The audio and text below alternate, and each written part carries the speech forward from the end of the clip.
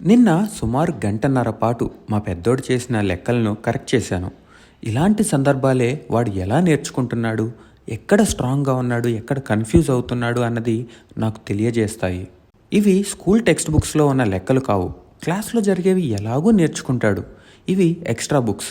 ఈ మధ్య RD Sharma 7th maths start చేశాడు. స్కూల్ వర్క్ తక్కువగా ఉన్న రోజుల్లో 90 మినిట్స్ ఇవే చేస్తాడు. అలా సుమారు 12 గంటల్లో 4 చాప్టర్స్ పూర్తి చేశాడు. అది వాడి బాధ్యత. మరి నా బాధ్యత ఏంటి? పూర్తిగా ఫోకస్ పెట్టి వాడు చేసిన ప్రతి లెక్కను అనలైజ్ చేయడం. ఎలా చేశాడు, తప్పు చేసినట్లయితే క్యాలిక్యులేషన్ మిస్టేకా లేక కాన్సెప్చువల్ మిస్టేకా? కాన్సెప్చువల్ అయితే కూర్చుని మళ్ళీ డిస్కస్ చేస్తాం. క్యాలిక్యులేషన్ అయితే ప్రాక్టీస్తో అదే సెట్ అవుతుంది.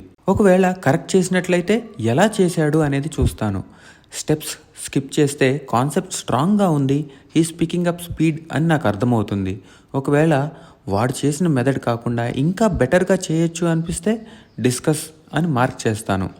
ఇలా చేసిన తర్వాత నాకు పూర్తి క్లారిటీ వస్తుంది. వాడు ఎలా ఆలోచిస్తున్నాడు, ఎక్కడ ఆగిపోతున్నాడు, ఎందుకు కన్ఫ్యూజ్ అవుతున్నాడు, వాడికి ఎలా చెప్తే అర్థమవుతుంది అని.